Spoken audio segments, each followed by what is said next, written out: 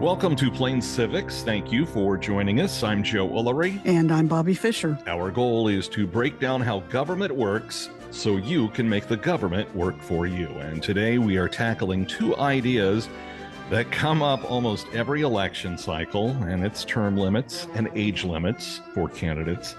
Should there be a point when an elected official has simply served long enough? Should there be an age when someone is too old or even too young to run for office? And who gets to decide? So we'll look at what the Constitution says, what it doesn't say, and what it would actually take to change all of this. And we'll get to all of that. But first, Bobbi, let's get started with George Washington, because democracy may be complicated, but apparently manners have always been a work in progress. So this is continuation of George Washington's 110 rules of civility and decent behavior in company and conversation. This is a collection of etiquette guidelines that he copied by hand as a teenager around the age of 14 into a school notebook. The rules were not originally written by Washington, but were adapted from a set of French maxims created by Jesuit scholars in the late 1500s and later translated into English. Washington likely copied them as a handwriting exercise, but he took them seriously throughout his life. The rules emphasize respect, self-control, humility, honesty, and consideration for others, qualities that became associated with his leadership. In modernized language, we present rules 11 through 15. Number 11, don't criticize someone for mistakes made unintentionally. 12, keep your promises. 13, dress neatly and appropriately. 14, don't boast about yourself. And 15, don't gossip. And now our feature presentation. I titled today's podcast, Is It Time for Term and Age Limits? We live in a democratic republic, which means that our government works for us, the people. We vote for our elected leaders with the hope and expectation that they will work for us and for the common good. We're going to examine a couple of issues that seem to be of concern for many Americans when they think about who is representing us in Congress, presidency, and even state and local government. In this episode, we are going to focus on term and age limits at the federal level. First, let's take a look at term limits. Most Americans strongly favor term limits for elected officials, especially members of Congress. The interesting part is that this support is remarkably bipartisan. The most comprehensive recent national polling comes from a Pew Research Center survey of 8,480 U.S. adults. It was conducted in July of 2023. The results show that 87% of Americans favored term limits for members of Congress, with 56% strongly favoring term limits and only 12% opposed to them. Support for term limits high among both political parties, with 90% of Republicans and Republican-leaning independents in favor of them, and 86% of Democrats and Democratic-leaning independents in favor. This is significant because relatively few political issues receive support from more than 85% of both Republicans and Democrats. So why do Americans support term limits? One reason is frustration with Congress and elected officials. In the same Pew study, 72% of Americans had an unfavorable opinion of Congress, while only 26% viewed Congress favorably. Americans also expressed considerable dissatisfaction with politics generally. 65% said they always or often felt exhausted when thinking about politics, and 79% used negative or critical words when describing American politics. Interestingly, Americans' desire for limits extends beyond terms in office.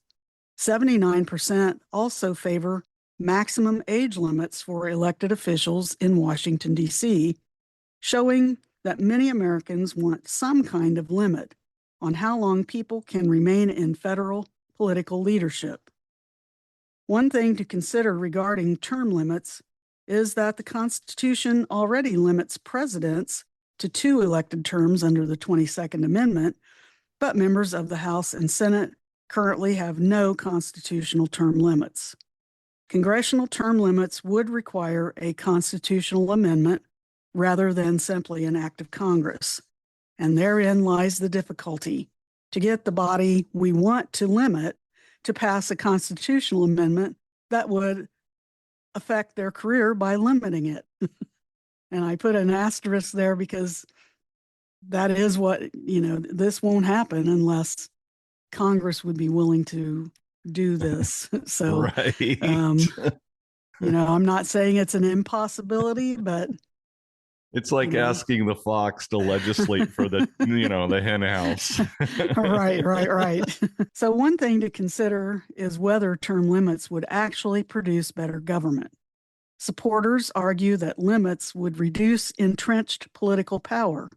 Critics argue that forcing experienced legislators out could reduce institutional knowledge and potentially give lobbyists and unelected staff more influence because newly elected legislators would have less experience.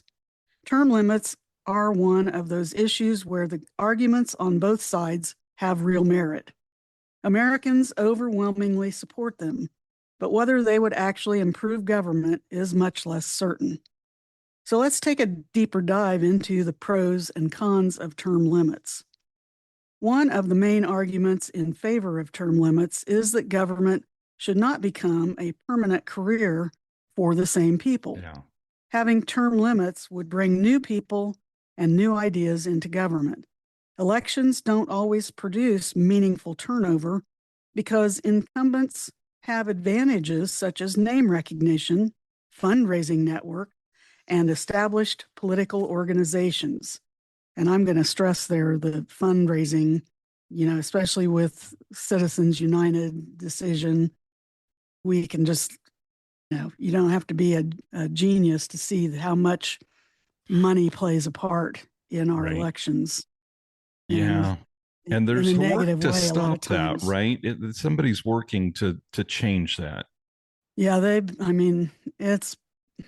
been people in Congress working on it for years, but I think hopefully people are seeing more and more how detrimental, just having basically unlimited funding and huge amounts of money from special interest groups, particular, or elected members. I saw an article the other day. I think that Elon Musk plans to spend $200 million in the next election. Well, hopefully that'll turn out like the last time he tried to put money in.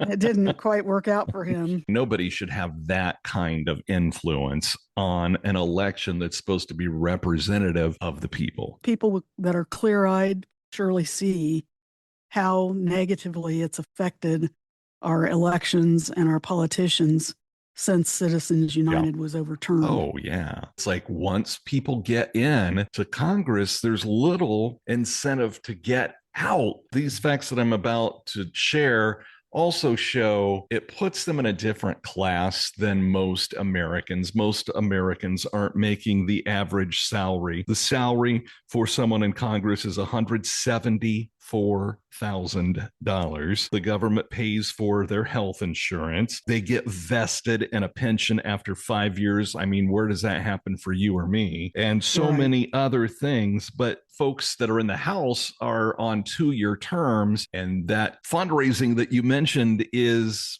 just a circle going round in circles. You hit the ground day one and you're already campaigning to get money funding for your next term and your next term and your next term. And it becomes too easy to stay there. Yeah, term limits would guarantee that after a certain number of years, new people would have an opportunity to serve.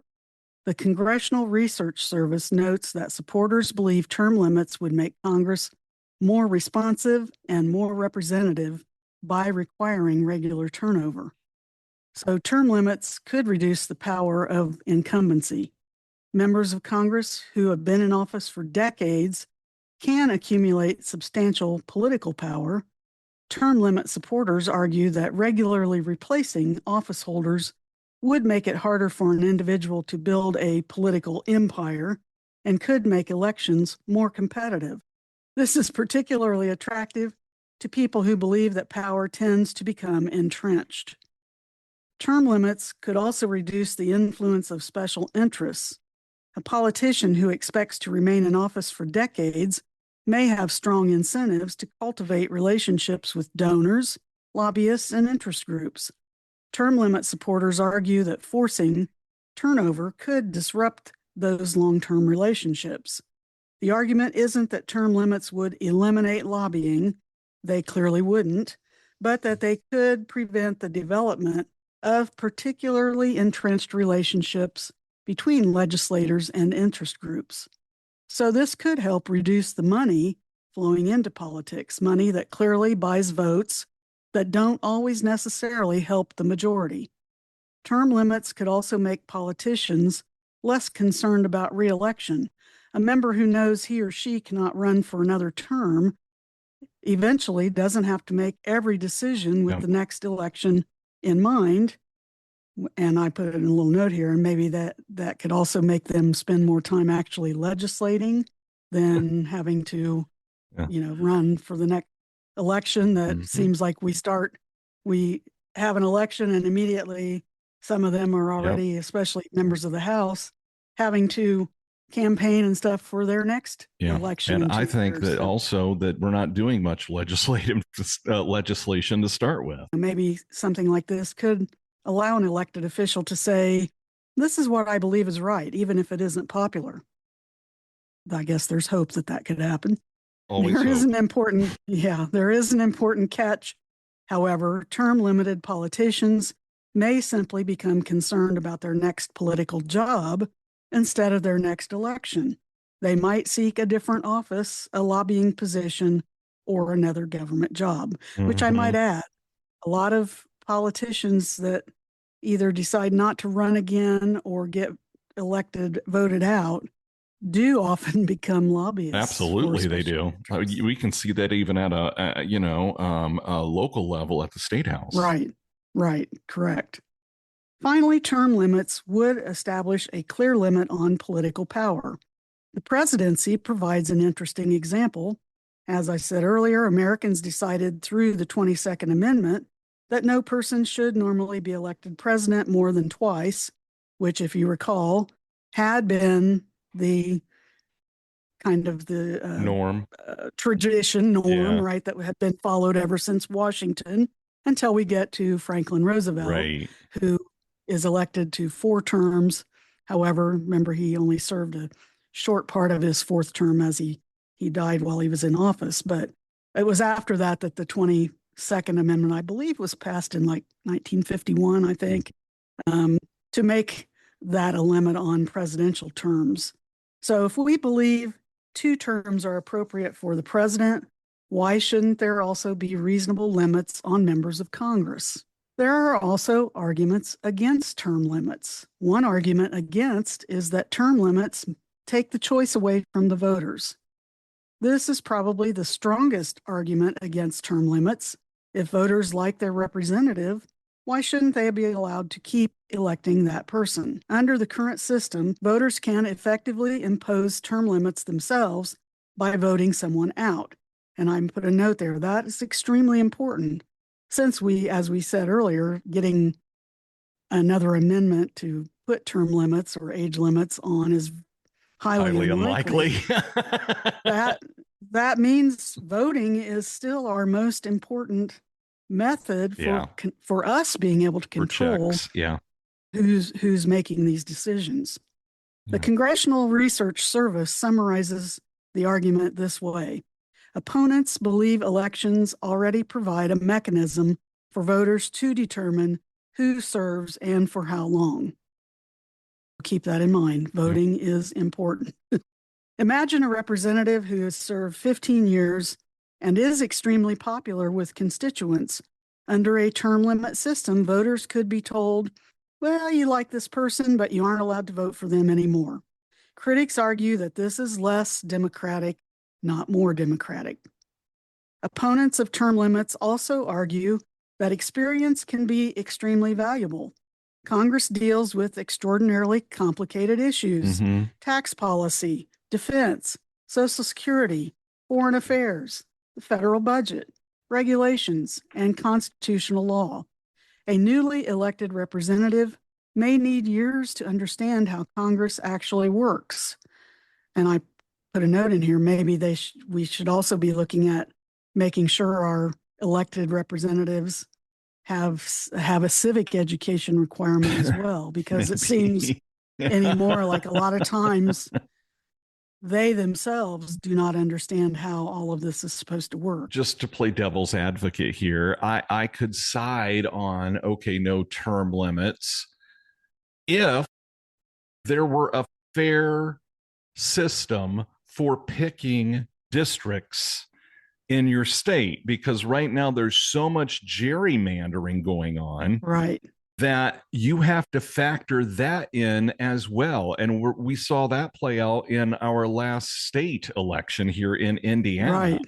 So I could see the argument for, no, let's not do term limits. Let's let voters decide. But when the system is rigged against you because there's a super majority in your state for one party or the other, and that party gets to pick the districts, and it looks, like the salamander that we talked about several episodes ago, you have to level the playing field if you're going to do that. I've heard several times there are members of Congress that have, I think, even presented legislation trying to deal with gerrymandering. Mm-hmm. I'm not sure how far it's gotten yet, and I'm sure probably under this term nothing's going to happen, but at least they realize, that it is a serious problem. Absolutely. Term limits would inevitably remove some highly experienced and capable legislators simply because they had served too long.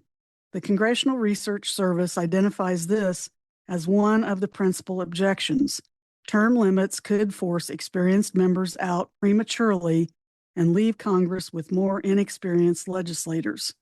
Opponents point out that term limits could shift power to unelected people, because if elected officials are constantly being replaced, who remains? Congressional staff, executive branch officials, lobbyists, attorneys, and other professional political actors often remain in Washington much longer than elected representatives. A new senator might arrive with little knowledge of a complicated issue, while a lobbyist has been working on that issue for 20 years. Critics therefore argue that term limits could unintentionally make lobbyists and permanent staff more powerful rather than less powerful. Another con is that term limits could weaken Congress relative to the president. This is a related but more serious institutional concern. The president has access to a large, experienced executive branch. If Congress continually loses experienced legislators, critics argue that Congress could become less capable of challenging or overseeing the executive branch. The result could be an unintended shift of power away from the legislative branch and toward the presidency and executive agencies. This concern has been raised in congressional and state level analysis of term limits. And that just made me think we're actually seeing this happen right now, but it's not because of limits. We're seeing a Congress that is not really doing their job that they're supposed to do, overseeing the executive branch. Right. And so a lot of things are happening without congressional approval that by law require congressional approval. And then the Congress is not reining those in. Just a side note there that for those of you paying attention. It's a timely note. Finally, term limits don't necessarily eliminate career politicians. This is one of the biggest misconceptions about term limits. A politician might serve the maximum number of years in the House, then run for the Senate. After leaving Congress, he or she might become a governor, a cabinet official, lobbyist, consultant, or other political figure. So term limits might produce more turnover in individual offices without necessarily producing fewer career politicians. And again, this is why voting everyone is extremely important, and not just voting but being an informed voter. You know, hey, this person's been in a long time. Do I like what they're doing? Do they just seem to be rubber stamping everything? Voting, I can't stress it enough. Right. Voting, and are they representing me? Like, are they, are they voting for the things that I'm really interested in? That's really how you should be looking at it, is how does this affect my life? Is this person doing a good job? Where can we look to for examples? 15 states currently have term limits on their state legislatures, generally ranging from 6 to 12 years, although the rules differ considerably from state to state.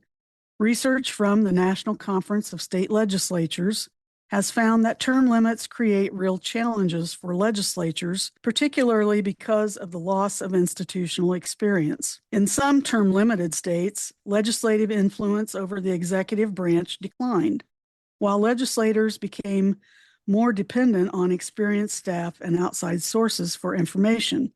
But that doesn't mean term limits are a failure. Their effects vary substantially depending on how long the limits are, whether they are lifetime limits, and how the legislature itself is structured.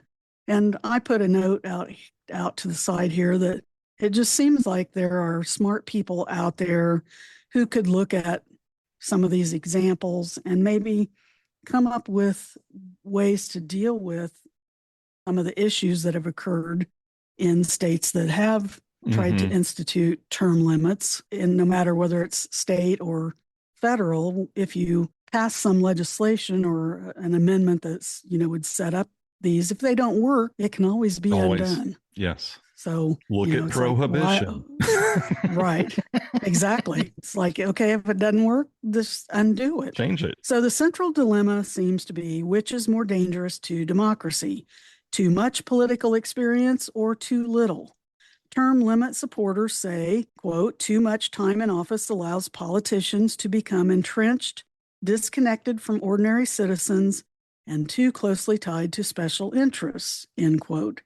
Term limit opponents say, quote, too little experience allows lobbyists, bureaucrats, staff, and the executive branch to become more powerful because elected representatives don't know enough to challenge them, end quote. Both arguments have legitimate concerns. So what's the solution? One possible middle ground is that instead of imposing extremely short-term limits, some people advocate for moderate limits. For example, allowing a House member perhaps 6 to 12 years and a senator 12 years.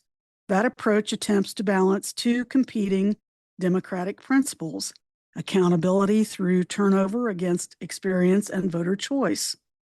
The most important point is to understand that supporting or opposing term limits doesn't automatically make someone anti-democratic or pro-career politician. Reasonable people can disagree because they are prioritizing different risks to representative government. All right, and we'll put a pin in that for now, which means it's time to rummage around the American attic. Don't know much about history. So this is our Don't Know Much About History segment, and this time it's going to be a two-parter because it's about the U.S. Civil War. The U.S. Civil War lasted 4 years, beginning on April 12, 1861, when Confederate forces fired on Fort Sumter in South Carolina.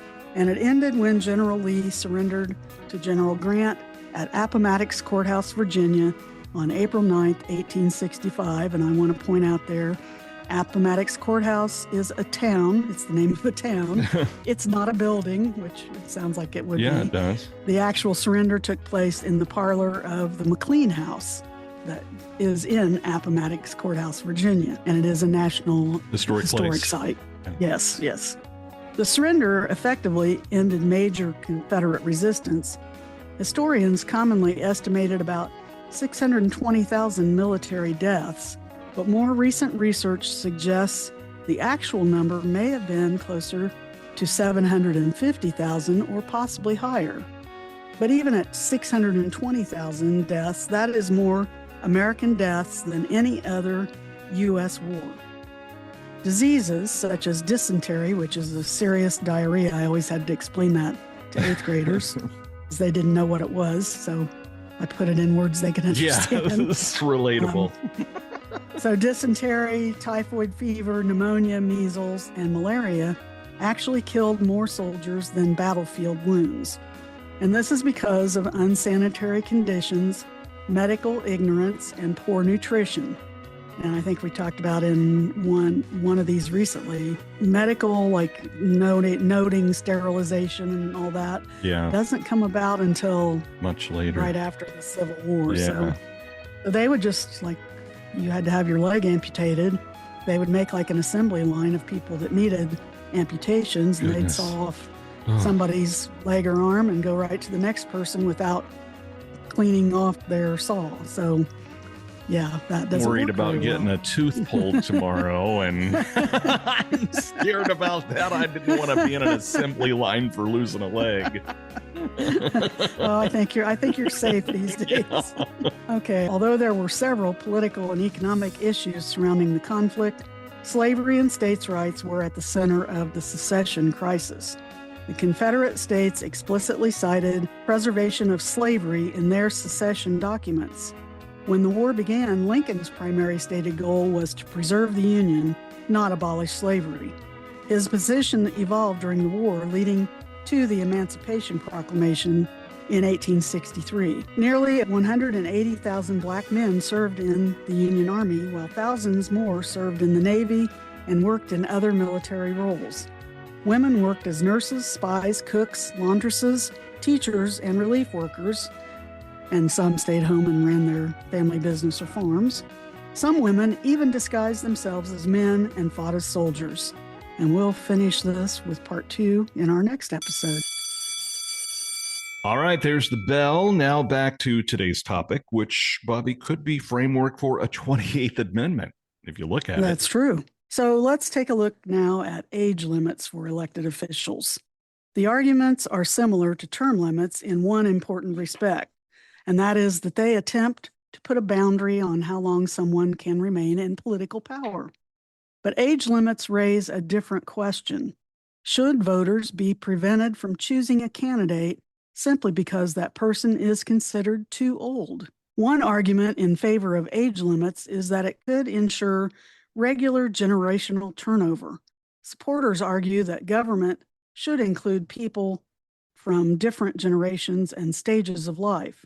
A government dominated by older politicians may have less direct experience with issues particularly important to younger Americans, such as student debt, newer technologies, changing workplaces, and the long-term effects of climate and environmental policy. An age limit could guarantee that younger generations eventually have opportunities to lead. Having age limits could encourage politicians to think more about the future. Supporters sometimes argue that younger leaders may have a longer personal stake in the consequences of today's decisions. For example, a 35-year-old elected official could potentially live with consequences of today's policies for another 50 or 60 years. The argument isn't that older people don't care about the future, but that generational diversity can give government a different perspective on long-term problems. Age limits could reduce the concentration of political power. Like term limits, age limits could prevent individuals from holding political power for extremely long periods. An official might serve in government for decades and accumulate tremendous influence, relationships, fundraising networks, and institutional power. An age limit would eventually guarantee a transition. Age limits would address concerns about cognitive decline and health problems that often can come with advanced age and limit abilities. This is probably the strongest practical argument for age limit. The likelihood of developing certain age-related cognitive and/or health problems increases with age. Supporters therefore argue that there should be some mechanism for preventing someone whose mental abilities have significantly declined from remaining in a position requiring enormous responsibility. This argument is particularly powerful when discussing officials responsible for nuclear weapons, national security, military decisions, and complex legislation. An important counterargument, however, is that chronological age does not tell us how mentally capable an individual is. Some people remain extraordinarily sharp well into their 80s, while some much younger people have serious impairments. Most, if not all, U.S. airlines require pilots to retire at age 65. So factor that in as well. And again, we're by no means like sitting here trying to hammer on somebody who is aged, because with age comes wisdom. And I would much rather have a pilot that's been flying for 30 years than I would one that's been flying for 6 months. But it does make you wonder, why is there that rule for pilots and age 65? Because they're carrying so many souls in the air. Should our legislators also be looked at as, they're legislating for a lot of souls? Looking at this, I'm thinking, especially with the cognitive abilities, and Chuck Grassley is a Republican from Iowa, and that is neither here nor there, but he's 92 years old. He's going to be 93 next month. And I just heard last week, he's already filled out the paperwork to run again in 2028. He's a senator. So in 2028, he's going to be 95, which means if he lived, he would be 101 when his Senate term, if he got reelected. And I've seen him in action because he's the head of one of the subcommittees or whatever. He's slowing down big time. It definitely, you can tell a difference if you followed. And I'm not saying he doesn't have it up there, but we'll look at Mitch McConnell. Right. We don't even know. Well, we can't look at Mitch McConnell. Right, we can't. But he's had numerous episodes in the last couple years where he he's would just collapsed, freeze mentally. And then there's Dianne Feinstein, who was the Democrat from California. Yeah. She stayed and stayed and stayed. And I don't remember how old she was, close to 90, I think. And she just kept hanging on, and they miss a lot of votes a lot of times. Yes. And, with her too, you had to wonder remembered her from in the past and what she was like there towards the end.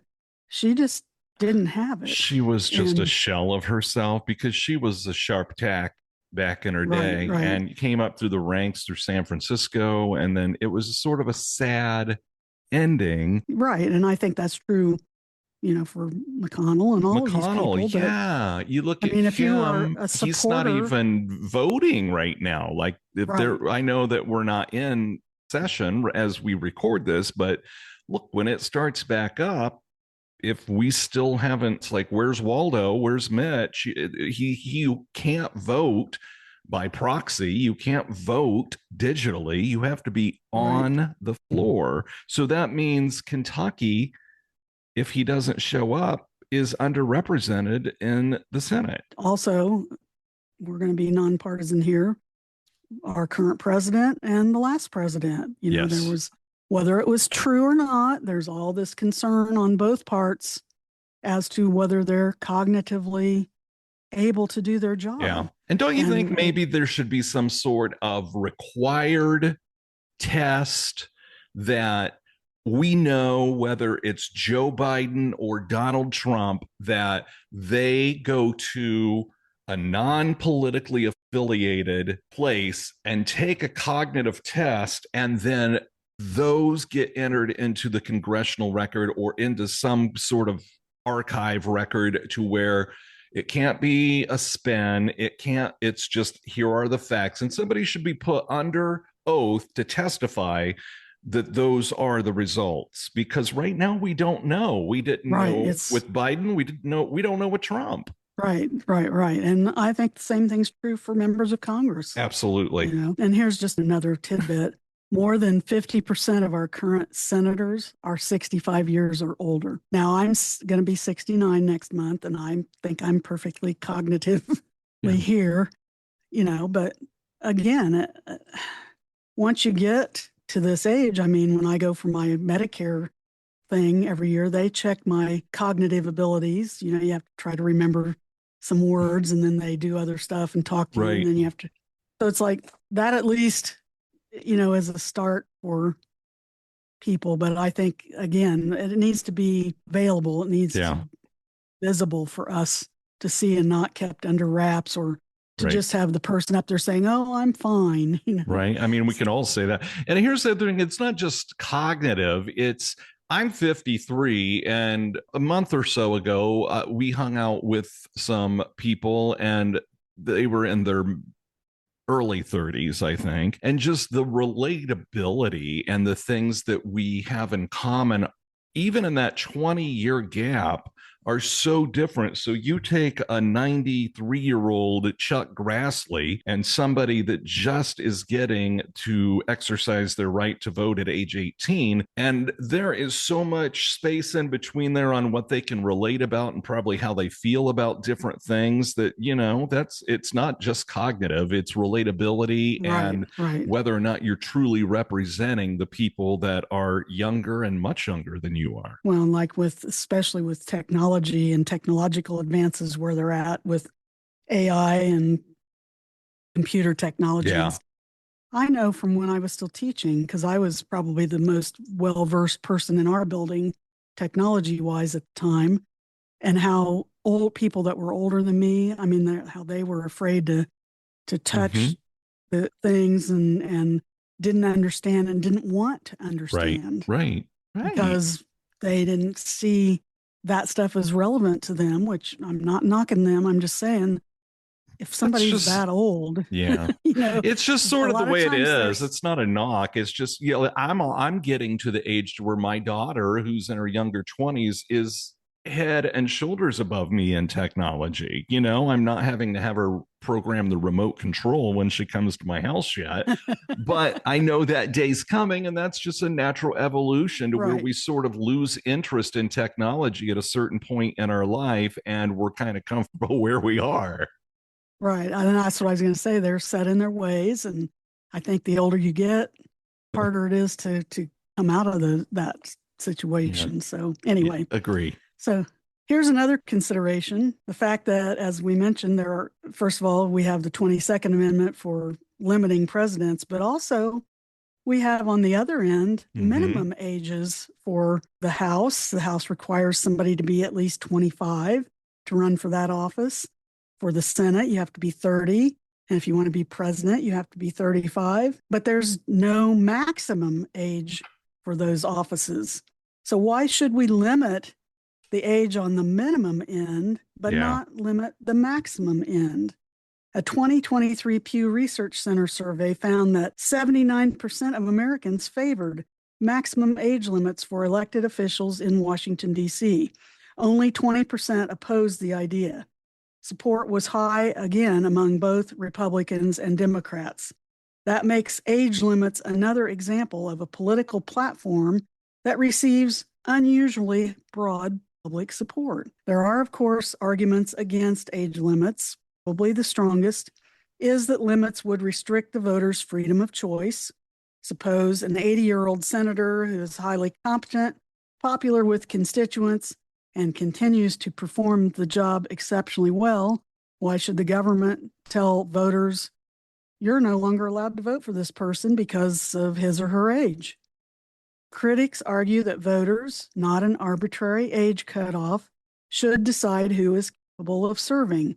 And again, there's that voters term, and that would be fine if we had, more closer to 100% of our citizens voting rather than we're a long way from that 50%. Right. Yeah. So that leads to the second argument against age limits. Age is an imperfect measure of ability. True. People age differently. One 75-year-old might be energetic, mentally sharp, and highly effective. Another 60-year-old might be in poor health or struggle with demanding responsibilities. Therefore, opponents argue that ability should be evaluated individually rather than assumed from someone's birth. Another concern would be if age limits discriminate against older Americans. Age is a protected characteristic in many areas of American law, although the Constitution does not currently prohibit age requirements for all elected offices. Critics argue that automatically disqualifying someone because of age amounts to age discrimination. Also, older leaders possess valuable experience.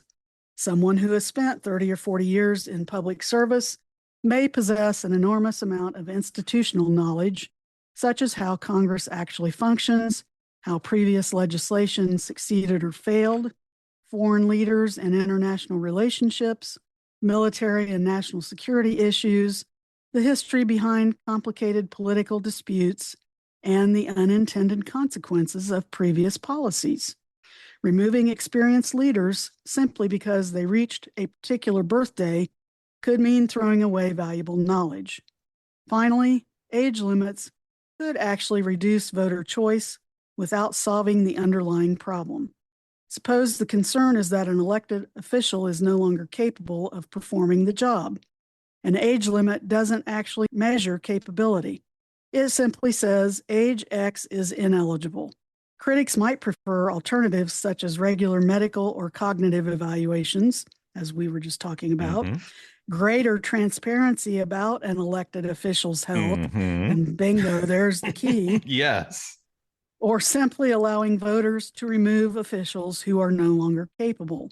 And there's another option. Why can't we have something built into our system where, if it's obvious that somebody is having, a major mental cognitive issue, why can't the voters from that state say, okay, this needs to be changed? There are legitimate privacy and constitutional concerns with some of those alternatives.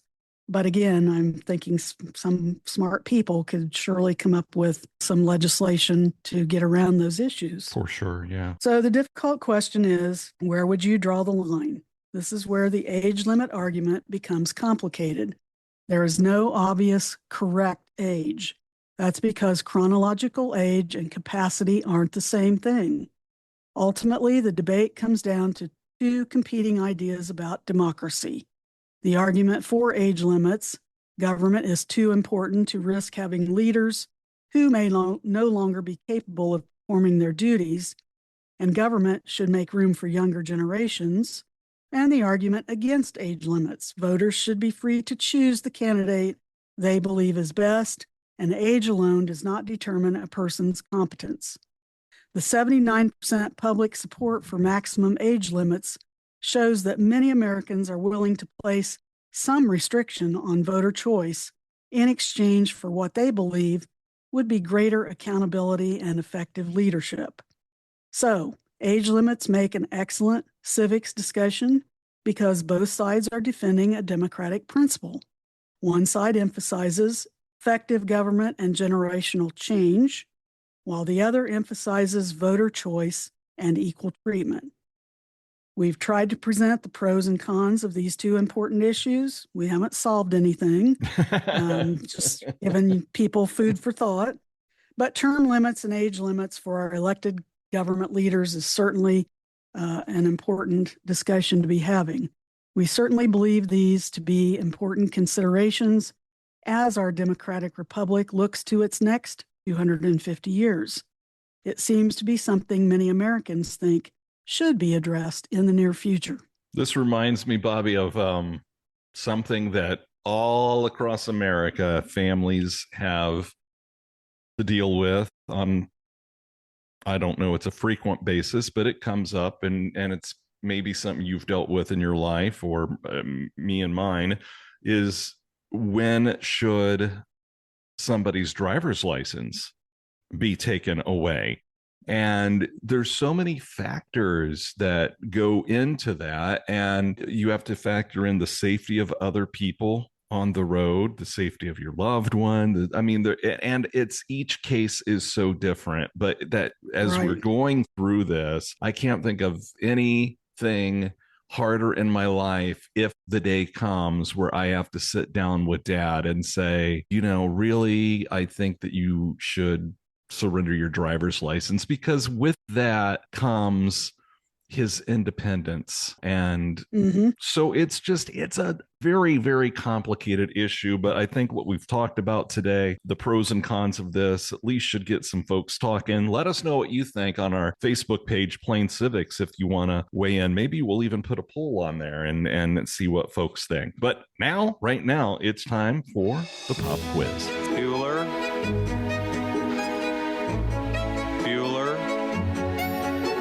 So last episode's question was, there are 4 amendments to the Constitution about requirements for voting. Describe one of them. And I said, don't give us the number of the amendment, but what's the requirement that it addresses. So if you mentioned that one of those says that citizens 18 and older can vote, that is one. And if you do want to know, that was the 26th Amendment passed in 1971. Another is you don't have to pay a poll tax to vote. That was the 24th Amendment passed in 1964. Okay. Any citizen can vote, which meant women could vote. That was added. That was the 19th Amendment passed in 1920. And finally, a male citizen of any race can vote. That was the 15th Amendment, one of those 3 Civil War amendments passed in 1870 after the Civil War, which it was intended to give African American males the right to vote, but it says any male. So, but that was the intent at the time. So, I knew all those in my head except the poll tax. That one I had to look up. No, you know far more than I do. But one thing that, as you were listening through these and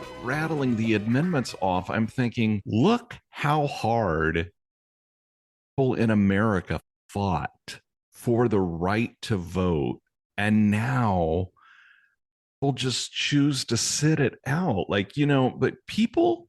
There was a time when women couldn't vote. There was a time where if you weren't a white guy who owned property, you didn't get a vote.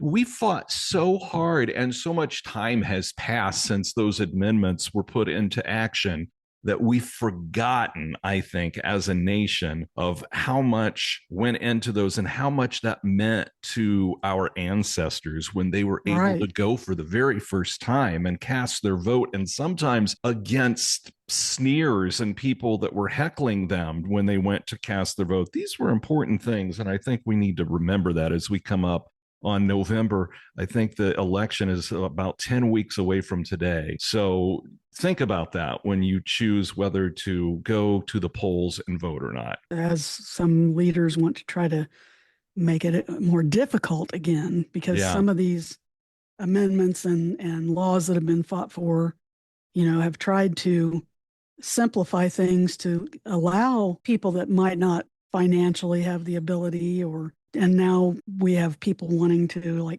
put some of those restrictions back on that are going to make it cult for some groups of people to get out there to vote. And you have to ask why? Why would anybody want to make it harder for Americans to vote? I don't understand that. And to me, I think if you want to make it harder for my neighbor or me to vote, it's because whatever you're running or support isn't popular. If it were popular, you would you'd be going around saying, come vote, come vote, come vote. Yes. That's be just driving me. There yourself. Exactly. So what's our next question? So for this next time, what is one responsibility that is only for United States citizens? And I'm thinking 2 specific things that really are considered a responsibility for you to do if you're a U.S. citizen. Hint, we've just been talking about one of them.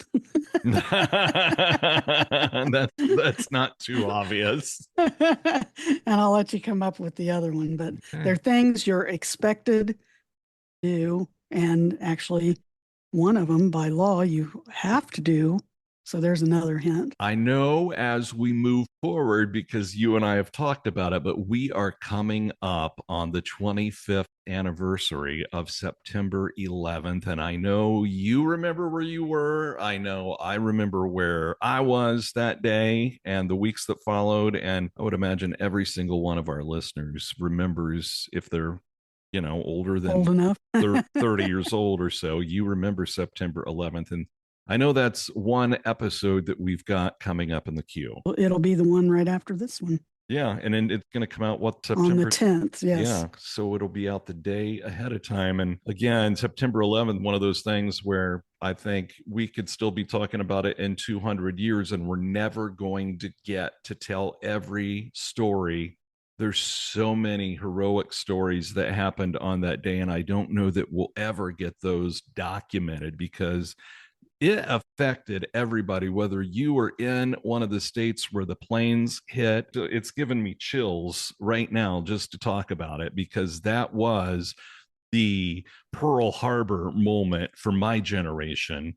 Or the JFK shot moment for my generation, and then all of the changes that followed in law and in the way we protect our nation that came afterwards. Right. And I know that ABC has a special that's going to be coming out.